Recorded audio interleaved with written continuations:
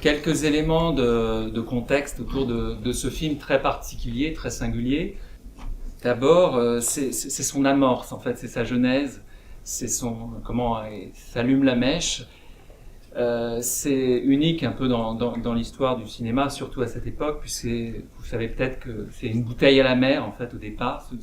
Ce film, c'est un télégramme qu'envoie la soi-disant actrice la plus connue d'Hollywood, par-delà l'océan, dans une Italie en ruine et un peu incertaine, qu'elle envoie à un homme qu'elle ne connaît pas, dont elle a vu 2 films dans un cinéma de New York, en l'occurrence Rome, Ville ouverte et Paisa. Donc vous avez deviné, donc c'est Ingrid Bergman qui envoie un télégramme qui ressemble à un CV, très humble, très modeste, une sorte de demande d'emploi, même si c'est la grande star. En quelques lignes, ce télégramme dit si vous avez besoin d'une actrice suédoise qui parle très bien l'anglais, qui n'a pas oublié son allemand, qui ne s'exprime pas très bien en français et qui ne sait dire que ti amo en italien, je suis prête à venir faire un film pour vous et avec vous. Alors, Bergman, à ce moment-là, elle est à la fois au sommet de sa carrière et en même temps dans un état de très grande fragilité.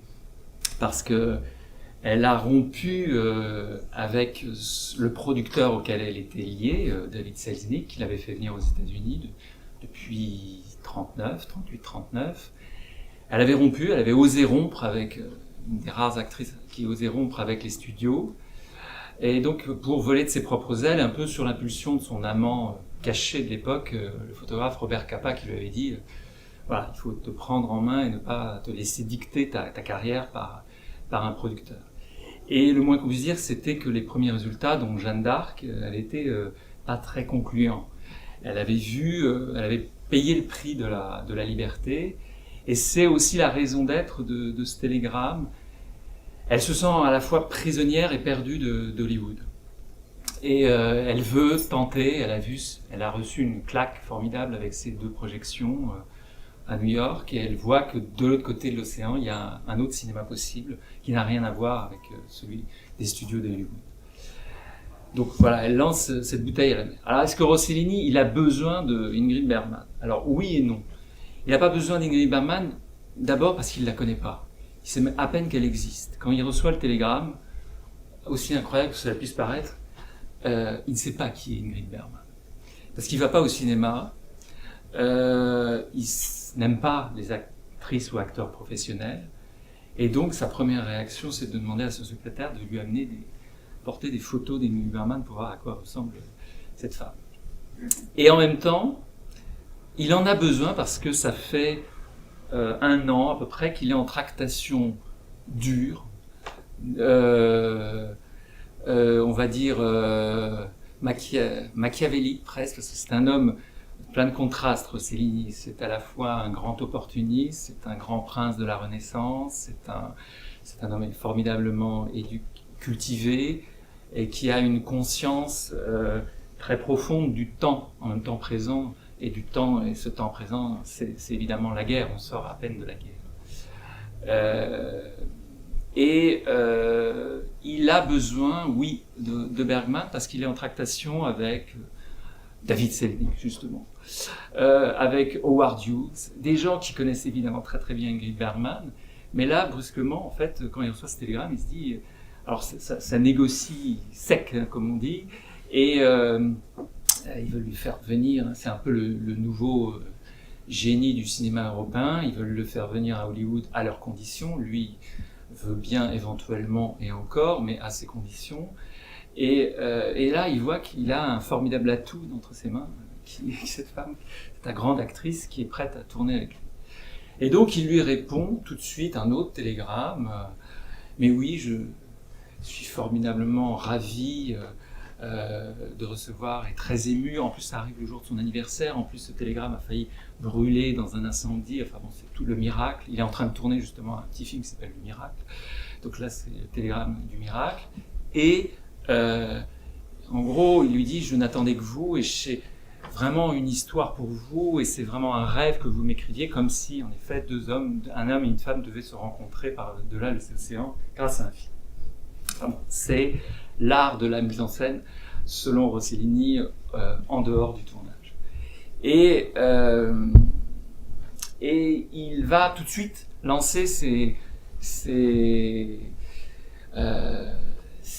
on va dire, ses acolytes, ses sbires, un peu à la recherche d'une histoire vraie. Et alors, en l'occurrence, ces deux limiers, c'est un certain Federico Fellini, qui travaille pour lui à l'époque comme scénariste, et puis un des grands scénaristes, Amedei, du cinéma italien. Et très vite, ils ramènent dans leur filet l'histoire il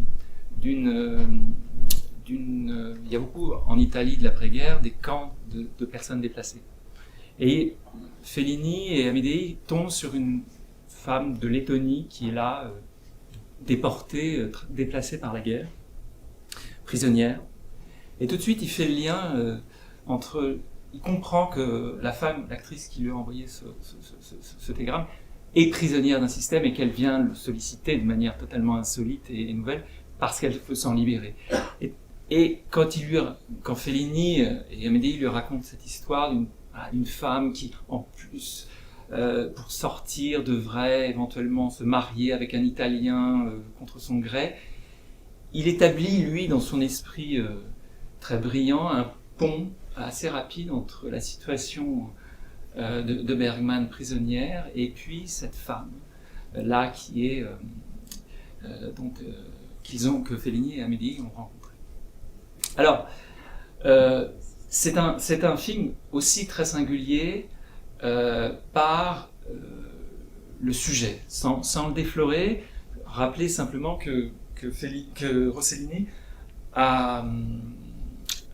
vient de terminer ce qu'on appelle maintenant la trilogie de la guerre, Almaniene Zero, Paisa et Rome et Ville ouverte, Paisa et Almaniene Zero, qui est montré en fait en Italie, en Allemagne, ce que finalement la guerre a fait des hommes. Parfois de l'héroïsme, parfois de l'ignominie, mais de montrer très concrètement, de filmer à hauteur d'homme cette guerre dans les consciences, dans les dilemmes, dans les choix.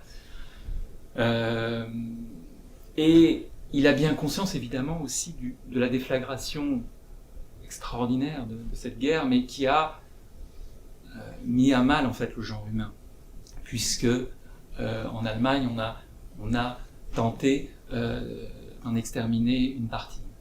Et comme c'est un homme qui est tout le temps en mouvement, tout le temps en reconstruction, en déplacement, qui ne fait jamais le même film, il avance en fait dans sa pensée, dans sa réflexion.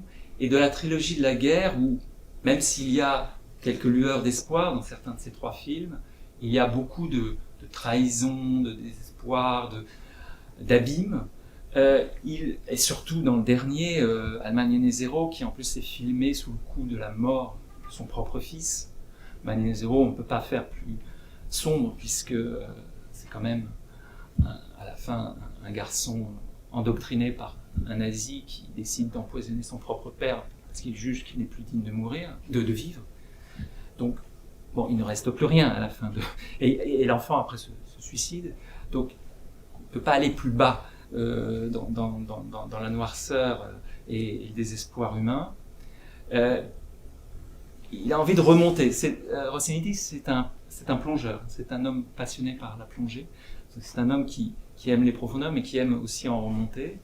Et Stromboli va être le début de cette remontée vers la lumière et vers la surface.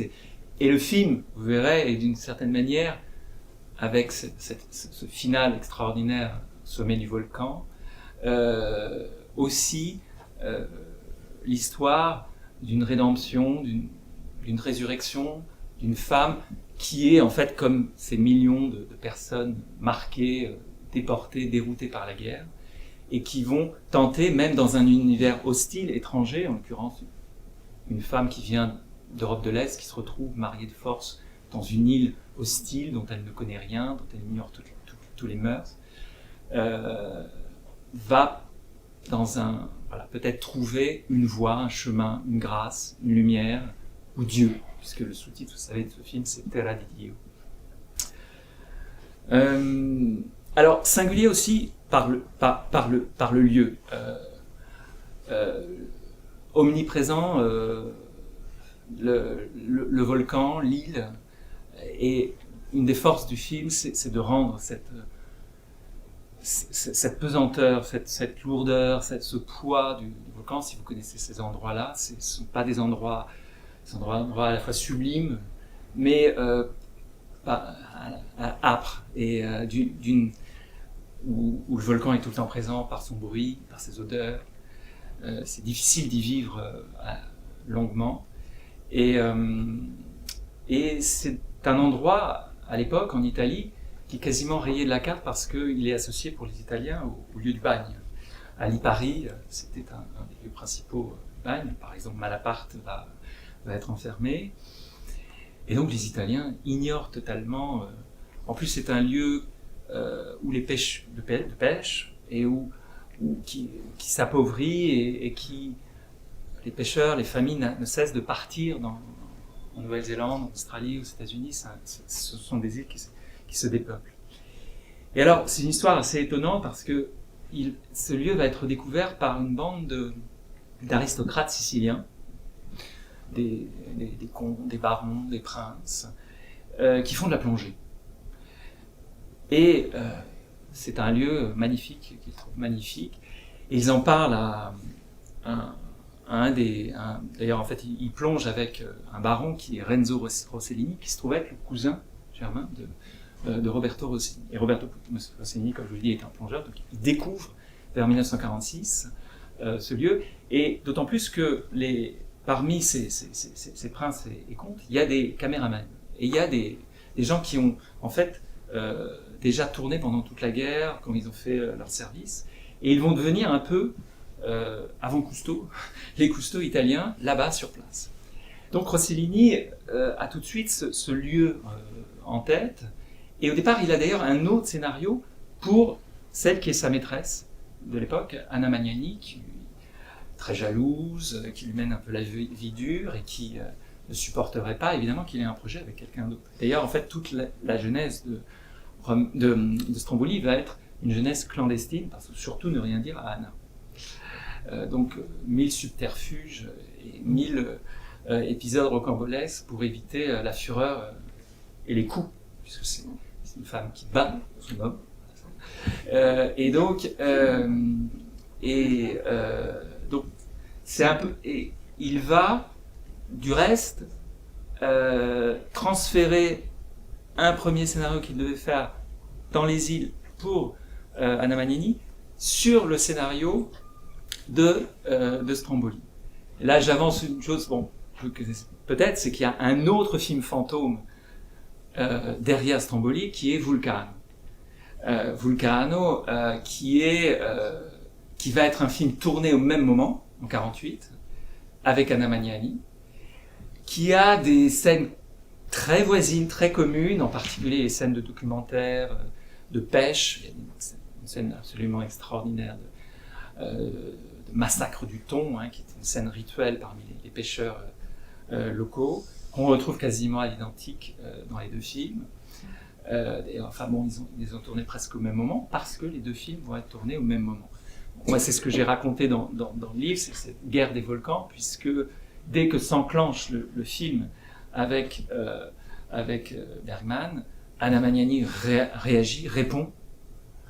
Et d'ailleurs, avec Renzo Rossellini, qui lui va être le scénariste de Vulcano, et elle va chercher des crédits, de l'argent en Amérique, et qui va être ravi de lui donner de l'argent pour Vulcano. C'est David Selznick, qui est ulcéré de voir que son Ingrid Bergman, non seulement lui a claqué la porte, mais en plus va tourner en Italie, à l'étranger, avec Rossellini. Donc et Stromboli est aussi très, très singulier par les conditions de tournage. Parce que Bergman va créer un premier scandale en claquant la porte d'Hollywood et en allant à l'étranger. C'est une démarche seule, qui ne se fait pas, dans un pays qui est quand même en ruine, où les Américains pensent être un peu ils ont libéré l'Italie, ils commencent à revenir un peu tourner en Italie. Ils pensent un peu dicter leurs lois, et là, c'est une femme qui décide elle-même de prendre sa liberté et de faire ce qu'elle veut, et un autre cinéma. Donc c'est véritablement une sorte de gifle qu'elle... Il y a des scènes extraordinaires parce que Rossini va venir aux États-Unis pour savoir à qui il va produire le film. À un moment, ça va être Goldwyn qui est en lice. Et quand des gens comme Goldwyn voient Almanini Zéro, ils sont catastrophés. Enfin, ils se disent c'est pas possible. Donc ils passent leur tour. Ce type était peut-être génial, mais on va pas le produire. Et il y en a un qui dit oui. Parce qu'il y en a un qui, un jour, quelques années auparavant, a appelé Ingrid Bergman en lui disant qu'il avait acheté un studio pour elle. Et elle lui dit, mais bon, ça m'intéresse pas, moi ce qui m'intéresse c'est les films, c'est pas les studios. Donc, c'est Howard Hughes qui a acheté la RKO au départ pour Ingrid Bergman. Et là, il saisit l'occasion, il bondit sur l'occasion, et c'est lui qui va produire Stromboli. Donc Howard Hughes, ses personnages. Donc il y a quand même quelques étonnants esprits qui se rencontrent là, dans une atmosphère très curieuse. À l'époque, sur l'île, il n'y a rien que des chèvres et des thons. Donc vous imaginez une énorme équipe de cinéma, des groupes électrogènes, enfin, tout est amené depuis le continent. Et là-dessus, la mèche qui allume l'incendie, c'est l'histoire d'amour, d'adultère, vous avez sans doute entendu parler, mais qui très tôt sort dans la presse, dans le magazine Life, par un personnage qui, quelques années plus tard, sera celui qui invente le terme de jet set. Et là, c'est l'explosion. En fait, on a perdu la notion de ce qu'a été ce scandale, mais c'est le premier scandale planétaire, parce que tous les ingrédients sont là. On va dire aujourd'hui des people, une sorte de guerre fratricide à l'intérieur de l'Italie, entre Anna Manini, la femme du peuple, et puis cette étrangère d'Hollywood qui vient là, Rossellini qui est associé à la bourgeoisie, la grande bourgeoisie romaine. Enfin, on a aussi une guerre sociale qui se déclare. D'ailleurs, c'est très amusant parce que c'est au même moment en Italie la même guerre qui a lieu au niveau du cyclisme entre deux Italies, entre une Italie très catholique avec Bartali et puis Coppi, le laïc qui vit avec une maîtresse, la Dame Blanche. Enfin, donc c'est une année extraordinaire, l'année 48 en Italie, très marquée aussi par des contextes de guerre froide qui montent, d'opposition politique. L'Italie a failli basculer dans la révolution, les élections de 48 ont laissé passer de justesse la démocratie chrétienne face aux communistes. C'est important, je vous en parle, parce qu'il y a une enquête tout de suite par les Américains. Ils sont très mécontents de ce qui se passe, tellement mécontents qu'ils lancent une enquête sur Rossellini pendant 1 an au Sénat. On envoie des gens, on espionne le tournage, on envoie des sortes de men in black qui essaient de savoir ce qui se passe sur ce tournage. Et ça va aboutir plus tard, au moment de la sortie du film. D'abord, on estime, d'après les films précédents de Rossellini, qu'il est communiste. On est dans les prémices de la chasse aux sorcières, et en fait, ce sont quasiment les premières victimes 48-49 de la chasse aux sorcières, puisqu'à la fin, Bergman va être interdit de séjour aux États-Unis pendant un certain nombre d'années, puisqu'elle a osé, en plus, non seulement l'adultère, abandonner son mari, sa fille. Donc c'est un contexte très très lourd. Il y a à la fois cette sorte d'atmosphère paranoïaque du film, le film en face qui se fait, les deux équipes s'espionnent, on voit des gens qui se font à chaque fois attraper, on les renvoie. Donc il y a vraiment quelque chose de... avec en plus ce volcan qui là gronde et qui entretient un petit peu la flamme. Le directeur de production va mourir parce que Rossellini est obsédé. C'est quelqu'un qui à la fois est un imprévisible, c'est un artiste vraiment tous les sens du terme, et il peut ne rien faire pendant 2 jours, aller plonger, disparaître et puis revenir et puis tourner pendant 24 heures, et il soumet à rude épreuve tout le monde, y compris sa nouvelle maîtresse, qui va tomber enceinte tout de suite quasiment. Et repensez à ça quand vous verrez la scène de la fin, parce qu'il l'a fait tourner sur le volcan en fusion. Enfin, elle a les pieds qui brûlent et il sait déjà qu'elle est enceinte à ce moment-là. Mais le film doit avancer. Et c'est comme ça que le directeur de production va mourir dans les gaz d'émanation. Il y a Haroun Taziev qui arrive. Enfin, à ce moment-là, je suis tombé parce que je cherchais des choses sur les volcans et je suis tombé sur son premier livre sur les volcans en ébullition. Et en fait, dans les pages de ce livre qui est publié en 1950-51, il parle de ce tournage. Il est là, en fait. Il est un peu estomaqué. Et donc là, il y a à la fois, en fait, c'est un étrange film qui, sur le plan formel, mélange des choses très hétéroclites, des scènes de documentaire.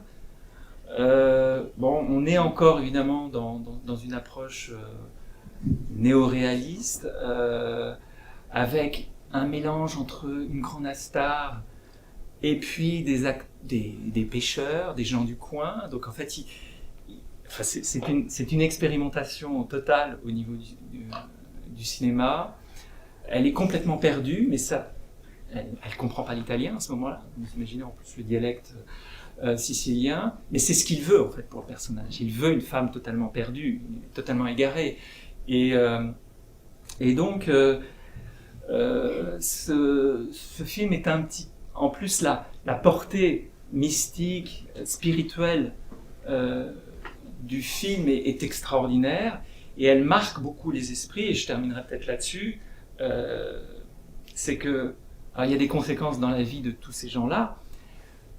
Pour Ingrid Bergman, c'est une crise tellement grave que si vous connaissez le film de Ingmar Bergman, Sonate d'automne, vous vous souvenez peut-être que ça raconte l'histoire d'une mère qui choisit son art, la musique en l'occurrence, le piano, plutôt que sa fille.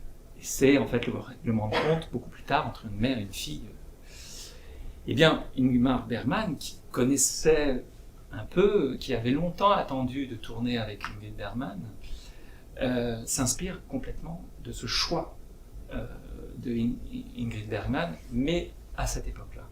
Et d'ailleurs, du reste, Ingrid Bergman, pendant le tournage en 78 de Sonate d'automne, va faire une terrible dépression parce que ça, voilà, tout va revenir. Elle va se rendre compte aussi a posteriori de ce qui s'est passé.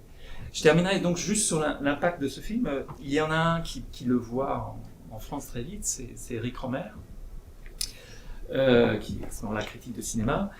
Et il va dire à toute sa petite bande de copains, les jeunes Jean-Luc, François et les autres, qui ont 18 et 20 ans, de venir voir ce film révolutionnaire. Et c'est très amusant, les grands films entraînent où les petits effets et les grandes causes, c'est que ils découvrent Rossellini. Rossellini est tout de suite adopté comme un des grands patrons de la future nouvelle vague, avec Renoir et quelques autres. Mais Godard et Truffaut vont entretenir véritablement un rapport filial, puisque Rossellini, qui parle très bien français, qui va venir souvent en France dès les années... D'ailleurs, qui venait de tourner en France La Voix humaine, un petit monologue de Jean Cocteau avec Anna Magnani, va les rencontrer très tôt, en 53-54, et va les faire travailler.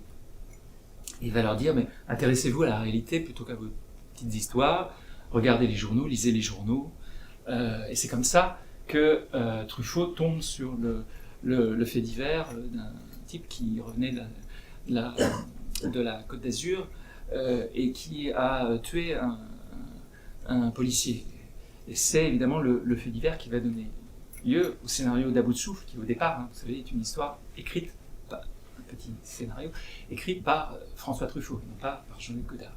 Donc, voilà, ce film va être une graine aussi très importante dans le cinéma français.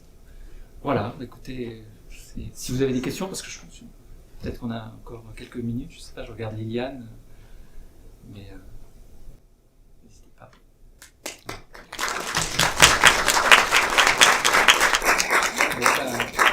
bon film et bon voyage.